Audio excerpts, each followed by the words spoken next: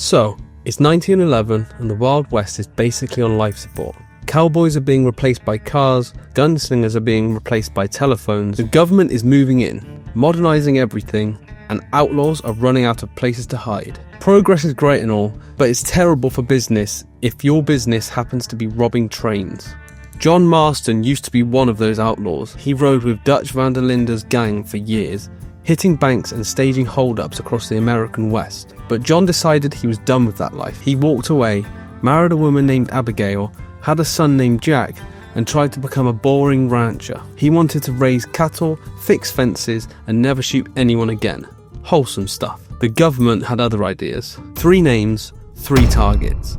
Bill Williamson, Javier Escuela, Dutch van der Linde. John's former brothers. The men he rode with for years. Bring them in, dead or alive, and John gets his life back. This is the story of John Marston's hunt for redemption. Spoiler alert, it doesn't go well. John Marston steps off a train in Blackwater with 2 federal agents breathing down his neck. Edgar Ross and Archer Fordham from the Bureau of Investigation. These guys aren't here to welcome John back to civilization. They're here to make sure he does exactly what they tell him to do, because they've got his wife and son locked up somewhere as insurance. The mission is straightforward. Track down your old gang buddies and put bullets in them. Do the job, get your family back. Refuse and you'll never see them again. So John's got no choice. He's forced to hunt down the men he used to call brothers. Also, the government can tie up loose ends and declare the Wild West officially closed for business. This is his shot of redemption. John arrives in the desert territory of New Austin and meets a local named Jake, who agrees to take him to Fort Mercer. The fort is Bill Williamson's stronghold now. Bill, one of John's former brothers in Dutch's gang. John approaches the gates alone and calls out to Bill, asking him to surrender peacefully and come with him to face justice. Bill appears on the ramparts, drunk and paranoid, and mocks John for thinking he can waltz back into his life after all these years. John tries to reason with him, but Bill cuts him off with a gunshot. John collapses into the dirt, bleeding out, and Bill's men leave him for dead. A rancher named Bonnie McFarlane finds John's body and takes him back to her family's ranch. With the help of her ranch hand, Amos, she pays for a doctor to treat him and nurses him back to health over several days. When John wakes up, he's weak but alive. Bonnie doesn't ask too many questions. She offers him a place to stay and work to do around McFarlane's ranch. Getting shot, then riding a horse seems to take it out of you. In exchange for the debt he owes her. John accepts and begins helping with cattle drives, horse breaking, and ranch defense while he recovers his strength. During this time, John meets Marshal Lee Johnson in the nearby town of Armadillo. Johnson is the local law, but he explains that Fort Mercer is outside of his jurisdiction and too well defended for a small town marshal to assault. If John wants Bill, he'll need a plan and a team. John begins recruiting allies across New Austin. First, there's Nigel West Dickens, a conman and snake oil salesman who talks big and knows how to manipulate people. Then there's Irish, a drunk Irish immigrant who deals in stolen weapons and has connections to smugglers. Finally, there's Seth Briers, a disturbed grave robber and treasure hunter obsessed with finding hidden gold.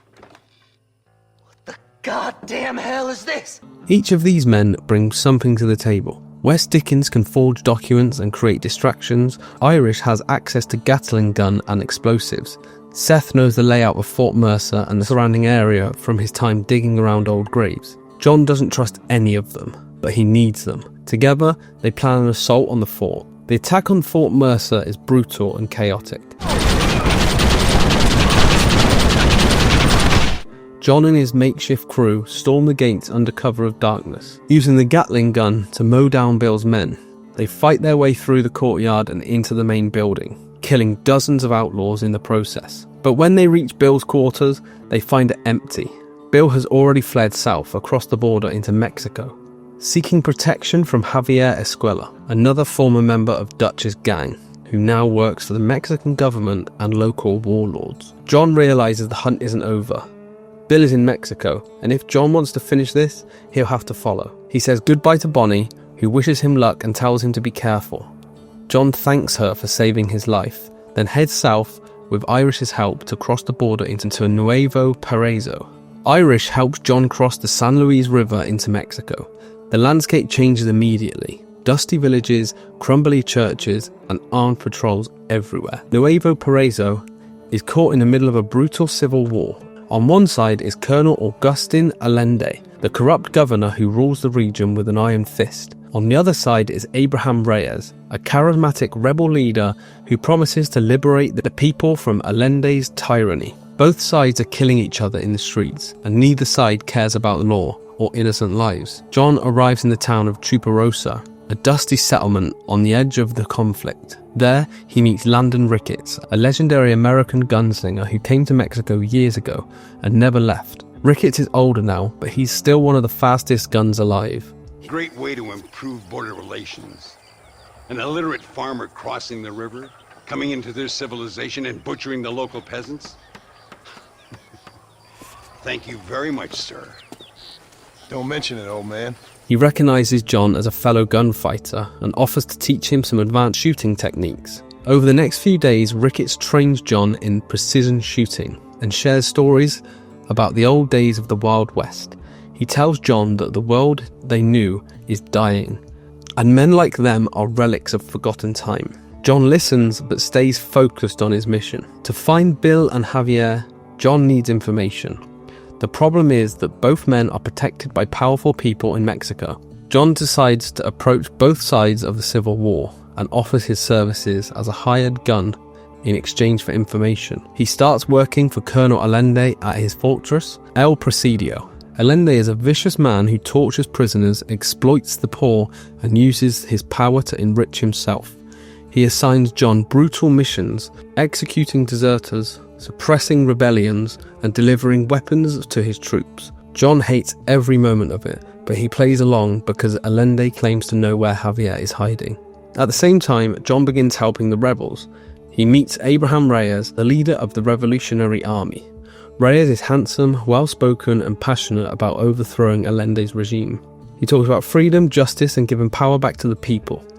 We shall be free, living together in a noble republic, justly ruled by fine men. John also meets Luisa Fortuna, a young schoolteacher who is deeply in love with Reyes. She believes in his cause with all her heart and fights alongside the rebels, convinced that Reyes will marry her and rule Mexico with honor once the revolution succeeds. John helps the rebels attack government supply lines, free political prisoners, and recruit new fighters. Reyes is grateful for John's help and promises that once Allende falls, he'll hand over both Bill and Javier. John doesn't fully trust Reyes, but he has no other choice. He's stuck between two sides of a war he doesn't care about, working for people he doesn't respect, all to save his family. The missions reveal the full extent of Allende's cruelty. John witnesses executions, torture chambers, and villages burned to the ground. He sees the Mexican army slaughter civilians, and the rebels respond with equal violence. The war is ugly, and there are no heroes. John keeps his head down and does what he's told, but he knows he's running out of time. Allende is stringing him along, and Reyes is using him as a weapon. John needs to find Bill and Javier soon, or this whole nightmare will never end. Everything changes when Allende betrays John. The colonel invites him to El Presidio for what he claims is a final meeting about Javier's location. John arrives at the fortress and is immediately ambushed by Captain Vicente de Santa and a squad of Mexican soldiers. De Santa reveals that Allende never intended to help John. The colonel was using him to weaken the rebels while keeping Bill and Javier hidden under his own protection. The soldiers open fire and John barely escapes with his life, fighting his way out of the fortress through waves of gunfire.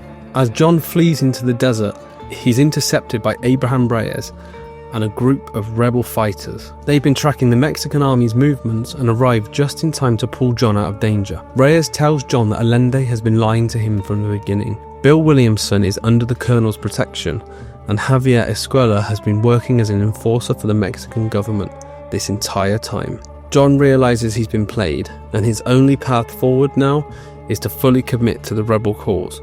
If he wants Bill and Javier, he'll have to help Reyes overthrow Allende's regime. John throws himself into the revolution.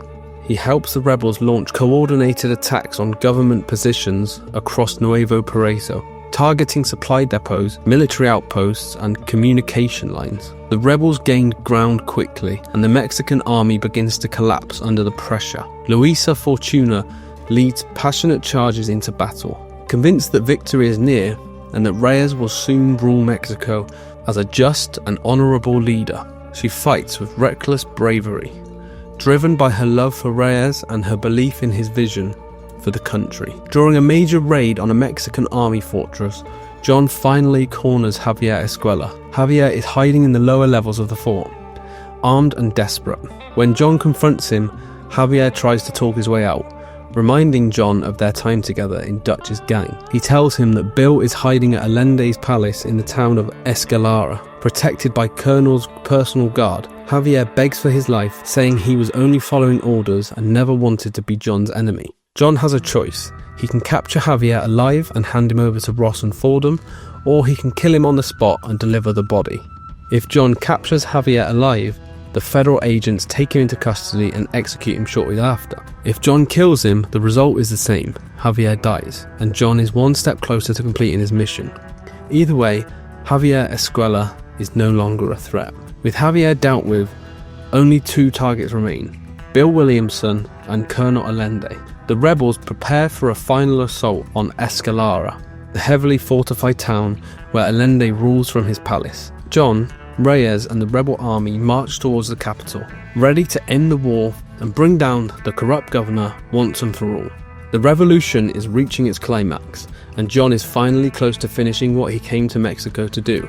The rebels launch their final assault on Escalera. John Marston, Abraham Reyes, and hundreds of revolutionary fighters storm the town in a massive coordinated attack. The streets erupt into chaos as rebel forces clash with the Mexican army's elite guards. Soldiers fire from rooftops and barricades while the rebels push forward through waves of gunfire. Buildings burn, bodies fall, and the sound of explosions echo through the narrow streets. This is the climax of the revolution, and neither side is backing down. John fights his way through the outer defences alongside Reyes and his men. They break through the main gates and push deeper into the town, clearing buildings room by room. The Mexican army is well trained and heavily armed, but the rebels have numbers and momentum on their side. Slowly, block by block, the government forces fall back towards Allende's palace at the centre of town. The palace is a massive fortress surrounded by high walls and guard towers. It's Allende's last stronghold, and he's not given it up without a fight. The rebels breach the palace walls and flood into the courtyard. John leads the charge into the main building, cutting down soldiers as he moves through the halls. The fighting is brutal and close quarters, with gunfire echoing off stone walls and blood staining the floors. Finally, the rebels reach the throne room, but Allende is already gone. He's fled through a back exit with Bill Williamson at his side, escaping in a car as the palace burns around them. John and Reyes sprint out of the palace and mount their horses. They chase Allende and Bill through the countryside, racing across dirt roads and open desert. The car kicks up dust as it speeds towards the northern border, trying to reach safety before the rebels catch up. John and Reyes ride hard, closing the distance with every second. The chase is desperate and frantic, with gunfire exchanged between the fleeing car and the pursuing riders. The car crashes near the border after hitting rough terrain. Allende and Bill stumble out of the wreckage, disorientated and trapped. Allende immediately falls to his knees and begs for mercy. He offers John money, land, and anything else he can think of. He blames Bill for everything: the corruption, the violence, the war. He claims he was only trying to survive and that Bill forced him into protecting the outlaws. Allende is pathetic and desperate. Take Williamson. Just let me live. I will leave the country, I promise. You always was weak-minded. You're the one who let Dutch drive you insane! Grovelling in the dirt as he pleads for his life. Abraham Reyes doesn't hesitate. He draws his pistol and shoots Allende in the head, executing him on the spot. The colonel's body collapses into the dust, and the revolution claims its final victory. Reyes declares that justice has been served and that Mexico is finally free from tyranny. Bill Williamson tries to fight back, raising his gun and firing wildly at John, but he's drunk, panicked and outmatched. John guns him down without hesitation, ending the man who started this entire hunt. Bill dies in the dirt near the Mexican border. just another outlaw who couldn't escape his past. John stands over the body, feeling nothing. Bill was his brother once, but that was a lifetime ago. Reyes celebrates the victory and prepares to march his army towards Mexico's capital. He plans to seize power and instill himself as the new leader of the country. During the final battle, Luisa Fortuna is killed in the fighting. She dies believing in Reyes and his vision for Mexico. But Reyes barely acknowledges her death. Within hours, he's already moving on, flirting with other women and talking about his political future. John sees him for what he truly is, another tyrant who will replace Allende's corruption with his own.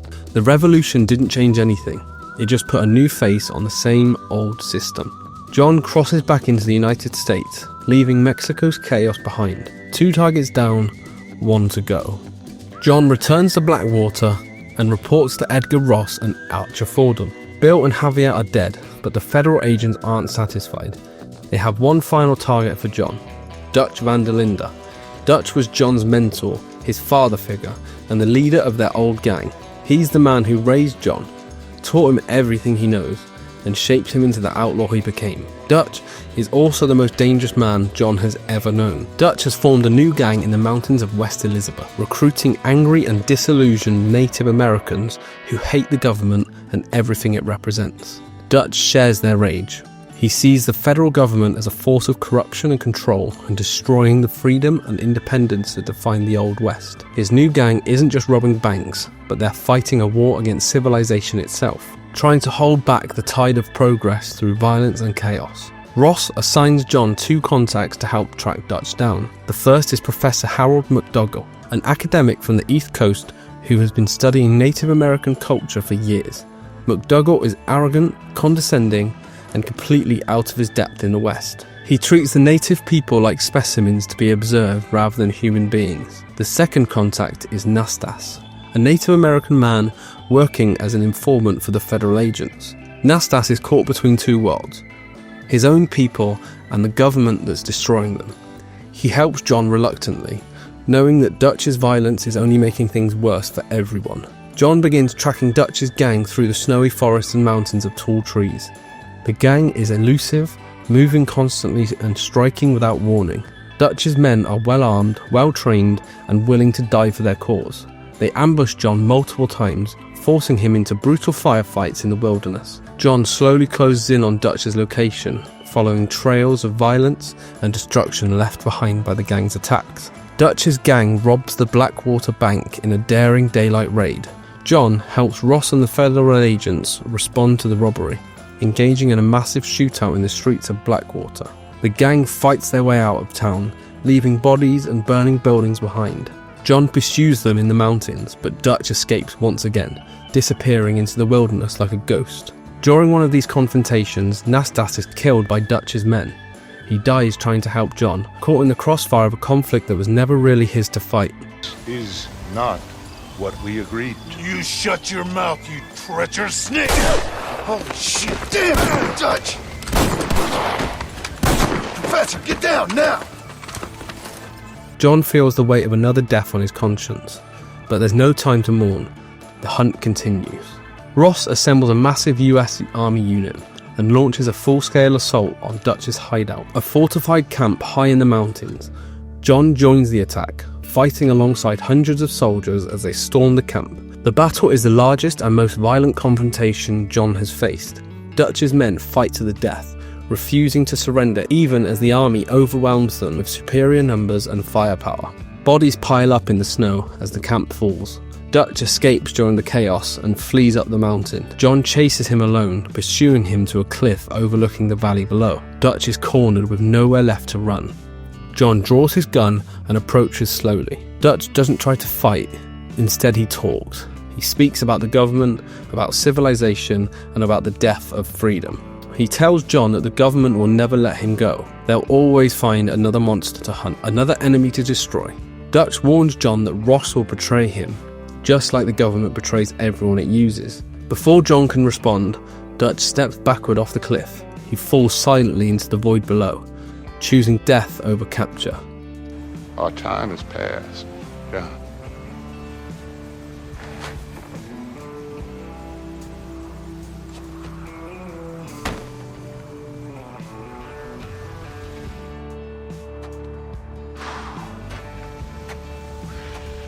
His body disappears into the mist, and John stands alone on the cliff, staring down at nothing. Dutch van der Linde is dead. All 3 targets gone. John's mission is complete. Ross and Fordham honour their agreement. John's family is released from government custody.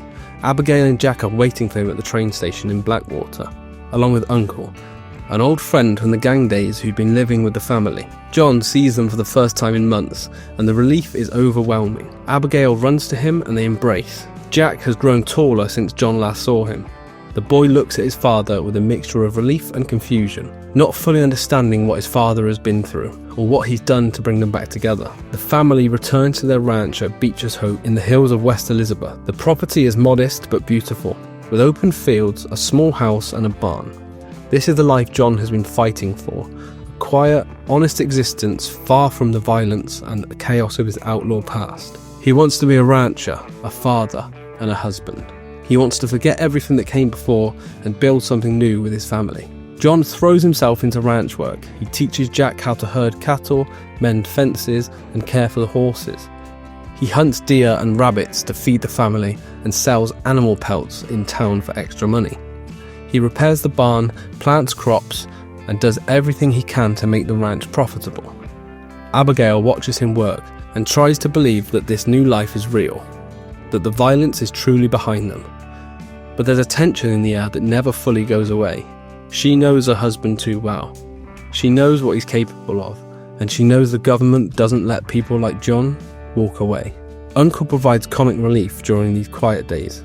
He drinks too much, complains about lumbago, and avoids any real work around the ranch. But he's family, and his presence brings a sense of normality to the homestead. He jokes with Jack, teases Abigail, and reminds John of the good old days, without dwelling on the darkness of their shared past. Jack struggles with his father's return. He's old enough now to understand that his father was an outlaw, that he killed men, and that the government forced him to hunt down his former friends. Jack dreams of a different life, one with books, education, and opportunities beyond the ranch. He doesn't want to be a rancher or a gunslinger. He wants something more, something his father can't give him. John tries to connect with his son, but the distance between them is hard to bridge. They're 2 different people from 2 different worlds, trying to find common ground on a quiet ranch in the middle of nowhere. For a brief moment, it feels like John has achieved redemption. He's home with his family. The killing is over, the government has left him alone. He works the land, eats dinner with his wife and son, and sleeps in his own bed at night. This is the life he was promised, the life he fought and killed to earn. But deep down, John knows the truth. Dutch's final words echo in his mind. The government will never let him go. They'll always find another reason, another mission, another enemy. John tries to ignore the feeling, tries to focus on the present and enjoy peace while it lasts. But peace doesn't last long. One morning, John is working in the fields when he sees dust rising in the distance. A massive column of riders approaching the ranch. He recognizes the uniforms immediately. The US Army. Edgar Ross is leading them, along with dozens of soldiers armed with rifles and positioned for an assault. John's heart sinks. He knows exactly what this is. Dutch was right. The government never intended to let him go. He knows too much. He's too dangerous, and men like Ross can't allow former outlaws to live free, no matter what promises were made. John runs back into the house and finds Abigail and Jack inside. Uncle is sitting on the porch, oblivious to the danger. John tells Abigail to take Jack and ride out the back way towards the hills. She protests, refusing to leave him behind. Uncle sees the approaching soldiers and grabs his rifle. He positions himself near the barn and starts firing at the advancing troops. The soldiers return fire immediately, and Uncle is hit multiple times. He collapses in the dirt, dead before his body hits the ground. His sacrifice buys Abigail and Jack precious seconds to mount their horses and ride away from the ranch. The barn is falling apart around him. He knows this is the end. He takes a deep breath, pushes open the doors, and steps out into the sunlight. The soldiers have formed a firing line in front of the barn, their rifles aimed directly at him. Edgar Ross stands off to the side, watching silently. John faces the firing squad and draws his revolver one last time. It's a final act of defiance, a refusal to die on his knees, before they open fire. Then the world explodes in gunfire. Dozens of rifles fire simultaneously, and John's body is torn apart by bullets. He collapses in front of the barn, dead before he hits the ground. The soldiers lower their weapons and disperse. Ross watches John's body for a moment and then walks away without a word. The mission is complete. John Marston is dead. They wait until the soldiers are gone, then ride back to the ranch. They find John's body lying in the dirt in front of the barn. Uncle's body is nearby. Abigail and Jack bury them both on a hill overlooking the ranch, marking the graves with simple wooden crosses. The family John fought so hard to save is broken. His dream of redemption died with him in front of that barn. 3 years pass. The year is now 1914, and Jack Marston is a young man. He's grown tall and lean, with his father's features but his mother's eyes. He stands alone on the hill overlooking Beecher's Hope, staring down at 3 graves marked with wooden crosses. John's grave, Uncle's grave, and now a fresh grave beside them, Abigail's. He's the last living member of the Marston family. Everyone he loved is dead and buried on this ranch. He's completely alone in the world. Jack begins searching for Ross. He travels across West Elizabeth and New Austin, asking questions and following leads. He learns that Ross retired from the Bureau of Investigation shortly after John's death. No, but well knew of him. A fine man if he wanted results. Won himself a chest full of medals. I think he went and retired about a year ago. The man who orchestrated his father's murder is now living peacefully on a ranch near San Luis River on the Mexican border. Jack tracks Ross down to the riverbank. It's a quiet, peaceful afternoon. He doesn't recognize Jack at first. To him, Jack is just another stranger wandering the countryside. Jack approaches Ross and calls out to him. He identifies himself as Jack Marston, son of John Marston. Ross's expressions shift slightly. He remembers the name, remembers the mission, remembers the man he had killed 3 years ago. But he shows no remorse, no guilt, no acknowledgement of wrongdoing. Ross tells Jack that he was simply doing his job. He was enforcing the law and bringing criminals to justice. John Marston was an outlaw, and outlaws don't get happy endings.